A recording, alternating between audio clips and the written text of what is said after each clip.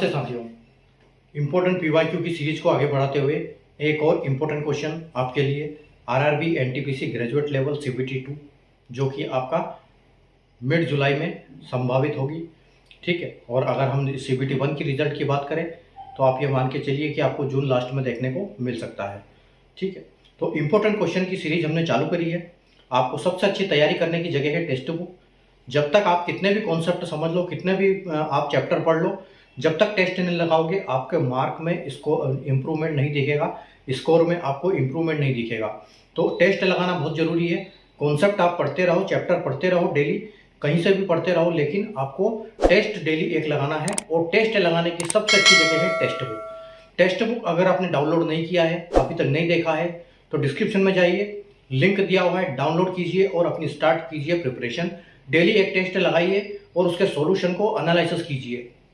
उसके साथ उसमें कॉन्सेप्ट लॉन्ग ट्रिक और शॉर्ट ट्रिक के साथ दिया होता है, तो आपको बहुत अच्छे से समझ में आएगा उसको, और वहीं आपका मार्क्स जो है इंप्रूव होंगे। ठीक है, और इम्पोर्टेंट क्वेश्चन की सीरीज मैंने स्टार्ट की है, तो आप चैनल पेज पे जाइए और सीबीटी 2 की प्लेलिस्ट बनी हुई है, वहां आप देख सकते हैं सारे इंपॉर्टेंट क्वेश्चंस। कोई लंबी मैराथन नहीं, कोई 1-2 घंटे का वीडियो नहीं, सिर्फ 5 से 6 मिनट का एक वीडियो जिसमें एक इंपॉर्टेंट क्वेश्चन आपको कॉन्सेप्ट और ट्रिक के साथ मिलेगा, जहां पर जो ट्रिक आप लगा सकते हो मैं हर ट्रिक उसमें बताता हूं क्वेश्चंस में।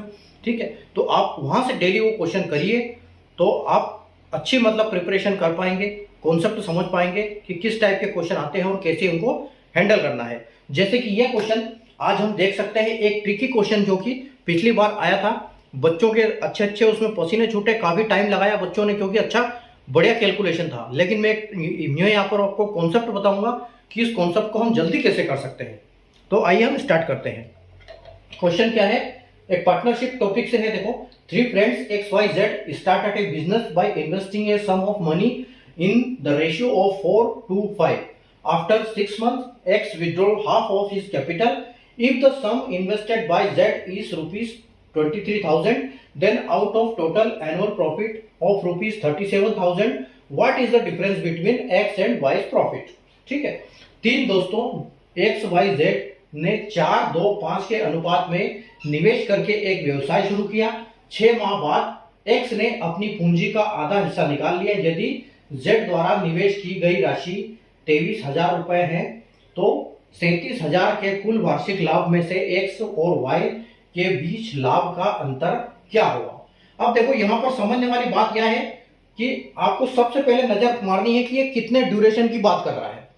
तो पार्टनरशिप का मतलब ये होता है कि जितना भी अमाउंट उन्होंने इन्वेस्ट किया है वो महीने के साथ आपको मल्टीप्लाई करना है। और सबसे बड़ी बात इसमें देखना है आपको, यहां इन्होंने बोला गया है कि वार्षिक, इसमें भी आप देखिए एनुअल, आपको इस चीज पर ध्यान देना है कि इन्होंने बोला है कि एनुअल। कभी कभी क्वेश्चन 2 साल के लिए भी पूछा जाता है, तो आपको 2 साल अगर बोल दिया तो फिर 24 से मल्टीप्लाई करना होगा। ठीक है, तो एक तो पहली तो ये चीज ध्यान रखनी है आपको कि इसमें वार्षिक बोला गया है या क्या बोला गया है।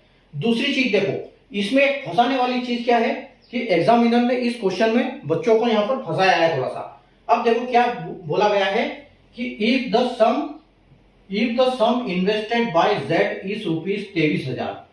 ठीक है, ये वाली लाइन को आप ध्यान से पढ़ो। इस लाइन की इसमें इस क्वेश्चन में जरूरत है ही नहीं। यदि Z द्वारा क्या बोला गया है, Z द्वारा निवेश की गई राशि 23,000 है, क्योंकि ये जो लाइन है, इस लाइन का कोई मतलब नहीं है यहां पर पार्टनरशिप के। इसमें जब भी आपको पार्टनरशिप में आंसर निकालना है, आंसर जो प्रॉफिट निकलेगा, कितने भी पार्टनर हो उनका प्रॉफिट जो होगा वो रेशियो में बटेगा, तो आपको रेशियो में ही चाहिए। आपको पैसे से कोई मतलब नहीं उनका। आपको फाइनल आंसर दिया हुआ है कि 37,000, तो आपको 37,000 को रेशियो में ही बांटना है। अब बस आपको रेशियो चाहिए फाइनल, और आपको यहां पर ऑलरेडी रेशियो दिया हुआ है। ठीक है, यहां पर आपको ऑलरेडी रेशियो दिया हुआ है, तो इस चीज में आपको फंसना नहीं है। If the sum invested by 23,000, ठीक है, ये वाली जो लाइन है आपको, ये सिर्फ गुमराह करने वाली लाइन है। इस लाइन को आपको छोड़ के आगे बढ़ो, आपको इतना क्वेश्चन बहुत है। अब क्या देखो, क्या दिया गया है कि 3 दोस्त थे XYZ। ठीक है, एक X है, Y है और Z है। ठीक है, अब तीनों ने क्या किया है, तीनों ने बिजनेस स्टार्ट किया, इन्वेस्टिंग मनी रुपीज 4। तो X ने 4 रुपए किया, इसने 2 रुपए किया, अब इसने 5 रुपए किया, ठीक है। रेशियो में पकड़ो सबसे पहले, क्योंकि जितनी छोटी संख्या होगी उतना आसान कैलकुलेशन होगा, तो संख्या को आपको छोटी रखना है। अगर आप इसको ले जाते हो तो आप ये मान के चलो कि यही क्वेश्चन आपका 2 मिनट एक्स्ट्रा खा जाएगा, ठीक है। तो यहां आपको बस फंसना नहीं, ऐसी जगह पे बचना है। तो अब यहां पर देखो 4 2 5 दिया, 4 2 5 हमने लिख लिया। हमको यहां बोला गया कि एनुअल प्रॉफिट, तो अब ये बात समझ में आ गई कि जो आपका रेशियो होगा वो सबका 12 में मल्टीप्लाई होगा। लेकिन एक बात यहां पर देखना है कि after 6 month x withdraw half of his capital, यानी 6 माह बाद एक्स ने पूंजी का आधा हिस्सा निकाल लिया, ठीक है। तो एक्स ने निकाला है, बाकी किसी ने नहीं निकाला है, तो जिसने नहीं निकाला है उसका सीधा 12 से मल्टीप्लाई होगा। जो जिसने निकाला है तो 6 महीने बाद निकाला है, तो पहली का 6 होगा, ठीक है, यानी कि ये प्लस होगा, और प्लस कितना, बाकी जो 6 महीने बचे उसमें कितना, इसका हाफ होगा, क्योंकि उसने आधा हिस्सा निकाल लिया है। तो बाकी का आधा आपको 2 × 6 होगा।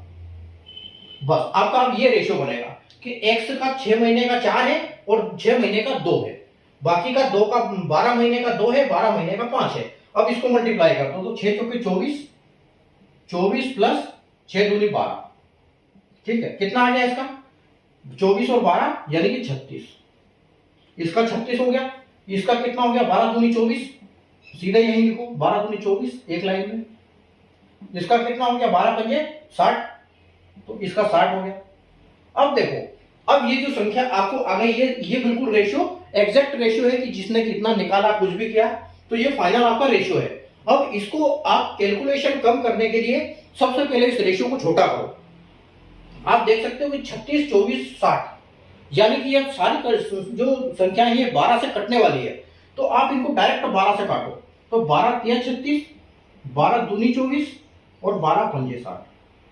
तो देखो रेशियो पहले क्या था, 4 2 5, लेकिन अब क्या हो गया, 3 2 5, ठीक है। अब आपको रेशियो कितना हो गया, 3 2 5 हो गया, तो टोटल अमाउंट कितना हो गया, ये 5 2 7 और 8 9 10, यानी कि 10 हो गया। और आपको टोटल प्रॉफिट क्या है, अब इस रेशियो में आपको टोटल प्रॉफिट को बांटना है, ठीक है। यानी कि आपको 37,000 आपका टोटल प्रॉफिट है, और इसको आपको डिवाइड कैसे करना है, क्योंकि टोटल जो रेशियो है वो कितना है, 10 है, 5 2 7 और 3 10, तो आपको इसको 10 से डिवाइड करना होगा। उसके बाद आपको सीधे क्या करना है, सीधे पूछा क्या गया है कि what is the difference between X and Y, X और वाई के बीच में जो डिफरेंस है सिर्फ वही पूछा गया है। तो ये है आपका एक्स, ये है आपका वाई, दोनों में डिफरेंस क्या है, दोनों में डिफरेंस है आपका 1 का। तो आपको सिर्फ 1 से मल्टीप्लाई करना और कुछ नहीं करना, और 1 से मल्टीप्लाई करने का कोई मतलब बनता भी नहीं है। आपको सिर्फ करना क्या है, इस 0 से इस 0 को काट देना है, और आपका आंसर फाइनल आ जाएगा 3700 रुपए, 3700, ठीक है। तो ये आपका फाइनल आंसर आ जाएगा। तो इस प्रकार की अप्रोच लगा के आपको करना है, ये आपका फाइनल यहाँ पर आंसर हो जाएगा, ठीक है। ऑप्शन ए आपका बिल्कुल करेक्ट हो जाएगा। तो बस आपको यहाँ समझना ये है कि आपको वहां किस चीजों में उलझना नहीं है, किस चीजों से उलझने से बचना है।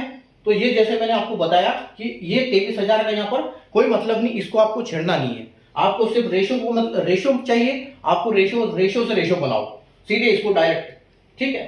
तो क्योंकि उसको भी आप करोगे तो 23 से पहले सबसे पहले क्या करोगे आप, 4 2 6 और 5 11, ठीक है। अब 11 को आप क्या करोगे, पहले इसे 37 से मल्टीप्लाई करोगे, वो फिर डेसिमल में आ जाएगा, तो फिर और दिक्कत आ जाएगी।